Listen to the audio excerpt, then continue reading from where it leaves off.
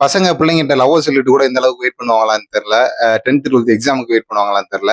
ஊரே இப்ப திங்கட்கிழமைக்காக வெயிட் பண்ணிக்கிட்டு இருக்கு. நாளைக்கு தான் அந்த திங்கட்கிழமை.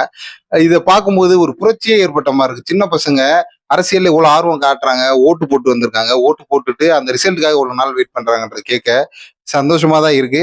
ஆனா இதோட சேர்த்து ஒரு சின்ன பயமும் வருது.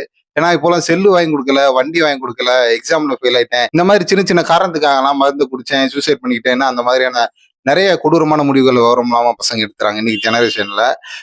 ஸோ எனக்கு இதுல என்ன பயம்னா, இந்த அளவுக்கு பசங்க வெயிட் பண்ணி பார்க்குறாங்க. சின்ன பிள்ளைங்க முதற்கொண்டு இப்போ இவ்வளோ சொல்றேன். எங்க வீட்லயே எத்தன மணிக்கு ரிசல்ட் விடுவாங்க, எத்தன மணிக்கு விஜய் ஜெயிச்சிட்டாருன்னு சொல்லுவாங்கன்னு கேட்டு பிள்ளைங்கலாம் அவ்வளோ ஆர்வமா இருக்காங்க. இப்போ இவங்கலாம் ஒரு வேளை இது ரிசல்ட் நல்ல விதமா வந்துட்டா ஓகே. இல்லாத பட்சத்துக்கு இவங்க எந்த அளவுக்கு ஃப்ரஸ்ட்ரேட் ஆவாங்க.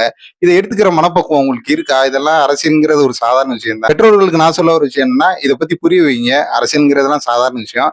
அவர் ஒருவேளை ஜெயிச்சாலும், தோக்கலனாலுமே அவர் இந்த முறை பண்ணியிருக்கிறது ஒரு மிகப்பெரிய புரட்சி. அவர் வாங்க போற ஓட்டுங்கிறது சாதாரண விஷயம் இல்ல. இதுக்கு முன்னாடி எந்த ஒரு கட்சி தலைவரும் நம்ம தமிழ்நாட்டுல வாங்காத ஓட்ட வாங்க போறாரு. அதுல எல்லாம் மாற்றமே இல்ல. அதோட ஒர்த்த அவங்களுக்கு புரிய வைங்க. இவங்க ஏதோ விஜய் தோத்துட்டாரு அப்படின்னு நினைச்சு இவங்க உடஞ்சு உட்காரக்கூடாது. என்ன யதார்த்தன்றத புரிய வைங்க. அவரு ஒரு முதல் தேர்தல்ல ஒருத்தர் வாங்க முடியாத ஒரு ஓட்ட வாங்கி, வாங்க முடியாத சில சீட்ஸ வாங்கி, அதுவே பெரிய ரெக்கார்டு. அதை செய்யவே இது வரைக்கும் யாரும் வரல அப்படின்றத சொல்லுங்க.